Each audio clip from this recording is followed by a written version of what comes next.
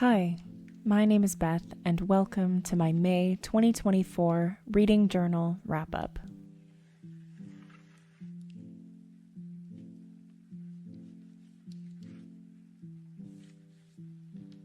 I mentioned last month that I wasn't loving my monthly setup spreads. Well, I attempted to do something a little different this month, but after I finished it, I decided that I liked that even less. So I just went back to the standard layout that I've been using thus far. I'm the kind of person who commits to something even if I don't like it. For example, in my first reading journal, I drew calendars at the beginning of every month, and by March, I knew that I hated drawing them in, but I committed to them for the whole year because I wanted everything to be consistent. I feel like that's probably how this year will go, but at least for now, I know I want a little bit more going on for my monthly spreads. I removed all the paper I used for the original monthly spread, so that's why the pages look a little rough. Unfortunately, the paper removal did not go very smoothly. The pages tore in multiple places, and I could not get the glue completely off. So I just decided to glue some white printer paper over top of the pages to create a new blank slate to work off of. You also might notice that I changed the accent paper. I realized that I only had one sheet left of that purple grid paper I originally used, and I really like that paper, and I figured I could find better ways to use it than just fixing the cover page. The quote that I chose for this month was, "She'd chosen love. She'd chosen hope. She'd chosen second chances, and now she was watching to see if he would follow." This is from The Sunshine Court, which I read last month. There were lots of cute, fun quotes I could have used from that book, but this one just stood out to me. I thought it was really sweet, and even though it's a little long, I went for it anyway. Last month, I managed to read 6 books. I usually read 3 or 4 books a month, so 6 is a lot for me. But I do feel like I paid the price for that this month. I wouldn't say that I'm in a slump, but I wasn't very motivated to read. When I was reading, I was fully involved, but getting to that point was just a little more laborious than normal. It also didn't help that I DNF'd a book right at the beginning of the month. I don't normally DNF books. I usually power through even if I hate them. But after 25%, I just had to call it. So May was a bit of a rough month in that regard, but I'm excited to share the books I did read because there are some really good ones. So with my May header on, that finishes the new monthly cover page.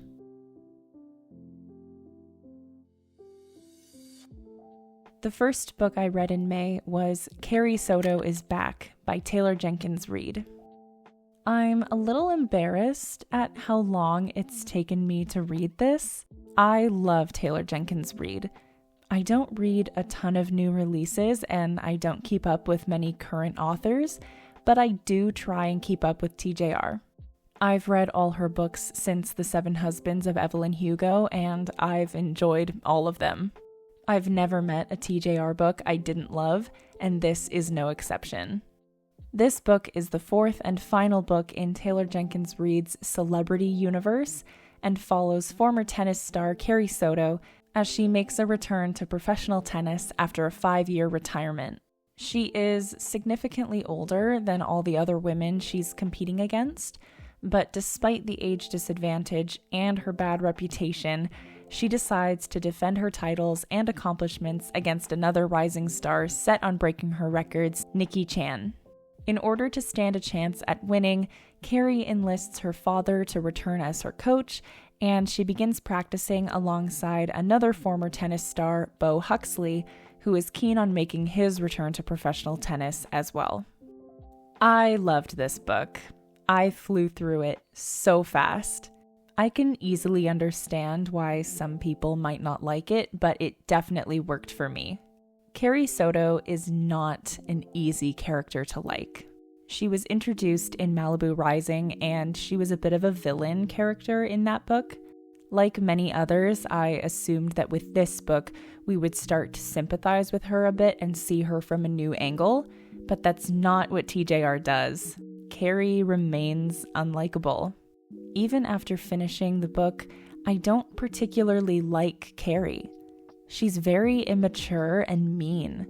The idea of healthy competition doesn't exist for her. She's so blinded by tennis and winning that she can't live her life any other way. She comes out of retirement because she knows her records and titles are about to be surpassed, and she can't stand the thought of someone else being better than her. And still, I was rooting for her the whole time. I wanted her to win. I wanted her to come out on top and prove all these people wrong. It's impressive that an author can create an unlikable character that you still root for. I mentioned in my last reading journal wrap-up that I don't read a lot of romance books. However, that doesn't mean that I don't enjoy romance in my books. In fact, it's usually the romance that gets me really excited about a story. But I find that books entirely dedicated to the romance genre just don't really work for me from a craft and execution perspective. But one of my favorite things in books is what I like to call a backseat romance. It's possible that there's already a name for this trope, but since I'm not really in the romance reader space very much, I'm not sure. But I like to define a backseat romance as a story where the romance plotline is the B plot or even the C plot of the book. So there's something going on that is the focal point of the story, and the romance storyline is somewhere in the background. It takes a backseat to the rest of the story. I love books like that, and this one is definitely a backseat romance book. Obviously, Carrie's tennis career is front and center, but every once in a while there's a little bit of progression in her love life. It does keep you intrigued and wanting more. At first, I wasn't sure if I was going to like the romance because I enjoyed the platonic nature of the relationship, but I eventually ended up really liking the characters together. I found their relationship realistic to Carrie's lifestyle, but very endearing. I used a cowboy witch sticker sheet from an Etsy seller called Astray. When I saw it on Etsy, it wasn't a want, it was a need. The rose washi tape was from Bien Essentiel DIY on Etsy, and the red paper is origami paper that I got from my local dollar store. I like that it's really thin, so it doesn't bulk up the pages very much. The only thing that I didn't really like about this book was Carrie's immaturity. She's 37, but she acts like she's 17 and never lost a game of tennis in her entire life. She sees her situation as unfair, and sometimes it seems like she forgets the fact that she's had a long and successful career. She's very entitled to victory and gets defensive when other people are equally good. And on top of that, the relationship she has with her father was also a bit juvenile to me. It just really felt like he was treating her like a teenager, and it's probably because she was acting like one. However, I still really enjoyed this book. It was fast-paced and very captivating. I gave Carrie Soto is Back 4 stars. TJR hasn't published anything in a few years, so I think it's time to start working on her backlist. The next book I read was Howl's Moving Castle by Diana Wynne Jones. This was a very random, spontaneous read. I had no intention of reading this at the beginning of the month, but here we are. Not only was I not planning on reading this book, but I also knew nothing about it going in. I was not a Studio Ghibli kid growing up, so I never watched the film adaptation. I knew absolutely nothing about this story, so I had a completely blind experience. I know that many people are familiar with the movie, so I imagine that my reading experience was more of a unique one. This book follows a young woman named Sophie. She works at her late father's hat shop alongside her stepmother. One day, a witch comes into Sophie's shop and curses Sophie by transforming her body into that of a 90-year-old woman. This new version of Sophie stumbles upon the large moving castle owned by the wizard Howl. Howl is a notorious figure in Sophie's town known for stealing girls and eating their souls. Sophie begins living in the castle as a cleaner, hoping that Howl, or one of his companions, might be able to break her curse. Unfortunately for Sophie, she's not allowed to reveal that she's cursed, and there are many others who require Howl's attention, whether he wants it or not. Like I said, I knew nothing about this story before reading it, but I was pleasantly surprised at how whimsical and fun it was. I had expected that a little bit because it was adapted by Studio Ghibli, but I wasn't sure if the novel itself would have reflected that. But overall, I do think this is a really fun story. I can see why it has appealed to so many kids over the years. It's wacky and weird, and it has characters that really stand out. I think Sophie is a great protagonist. She's headstrong and smart. She's quick at working on the spot. Howl is not the easiest person to live with, but I think she balances him out really well. Yes, she is technically a young woman, but she does manifest traits of someone who is much older. She's kind, and she does her best to help out, but she doesn't let Howl's temper run the show. Speaking of Howl, the best way I can describe him is fabulously weird. He's got a big personality, a hot temper, and a lot of entitlement. He really cares a lot about fashion and presentation, but when he gets home, he's dramatic and moody and doesn't really care about anything. Calcifer, the fire demon, is really unique and offers good comedic relief. And Michael is very sweet, and I'm glad he was around to offset Howl. Something else that I really liked was how the story subverted a lot of traditional fairy tale tropes. The most obvious one is Sophie's place in her family.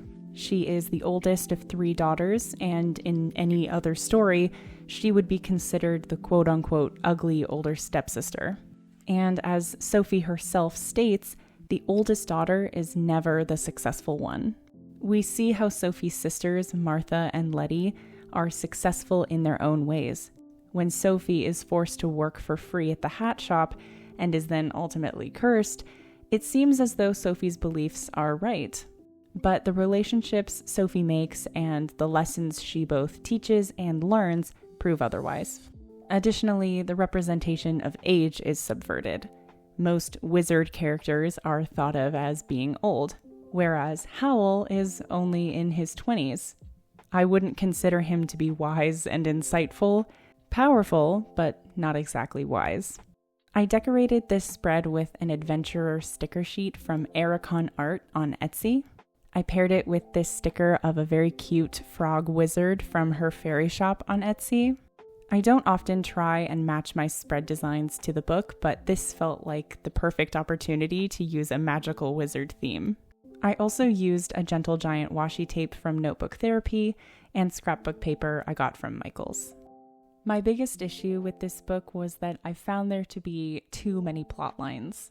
I would say that the primary storyline is Sophie reversing her curse, but there are other plot lines that are not only happening, but seemingly take up more page time.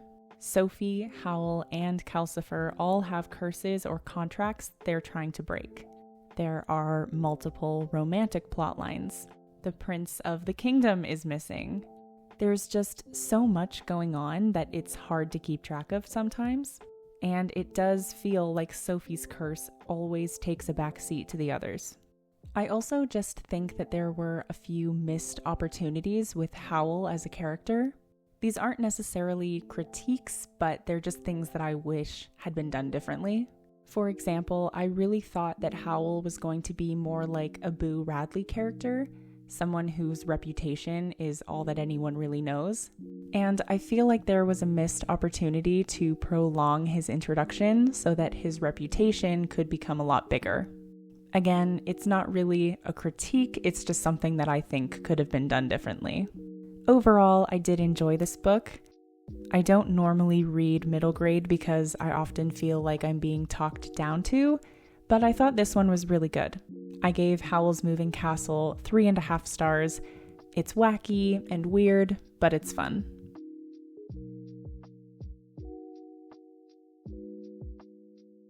The last book I read in May was If Beale Street Could Talk by James Baldwin. James Baldwin is one of my favorite writers. I make it a priority to read one of his books every year. It's a bit frustrating because I want to read more than just one of his books a year, but because he isn't alive anymore, I like the idea of spreading out his books over a number of years. That way, I don't get to the point where there isn't anything left to read as quickly. So far, it's gone very well. I think James Baldwin's books have become guaranteed loves for me. Similar to what I said about Taylor Jenkins Reid, I've never met a Baldwin book that I didn't love. If Beale Street Could Talk is about a young Black woman named Tish who has just discovered that she's pregnant. The father of her baby is her childhood best friend and fiancé, Fawny. Despite both Tish and Fawny being excited about having a child, difficulty arises from the fact that Fawny was falsely accused of sexual assault and has been in prison for 3 months, and it doesn't seem like he'll be let out anytime soon. Tish seeks help from both her and Fawny's family, but not everyone is eager to help. Ultimately, everyone decides that the best thing to do is get Fawny out of prison as fast as possible. There are so many important and fascinating conversations happening in this book.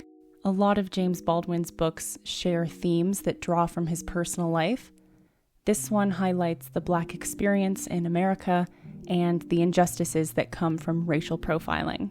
It also participates in a number of conversations on gender, motherhood, and the working class.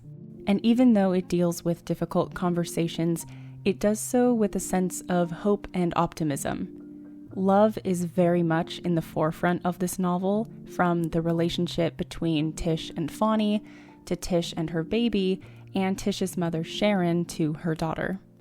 While other novels have tackled the subject of Black people falsely put in prison, like To Kill a Mockingbird, I don't think this novel provides you with false optimism. It's very upfront with the struggles of being falsely accused as a Black man in America. It's upfront about the victims in these cases, and it showcases the devastation of the friends and families of both parties. It's very clear that no one benefits.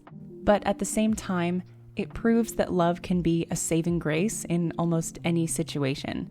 Love provides the strength to keep going even when things are rough. And despite the difficult realities of these characters, love is the main message of this story. This book jumps around in its timeline. We get to learn about how Tish and Fawny met and fell in love. They have a really believable relationship that I think many can relate to. They just feel like a very real couple with real, everyday problems. For example, they struggle to find a house together. While the contexts are different today, I still think this is identifiable for a lot of people. We also get to see the story from a couple different perspectives.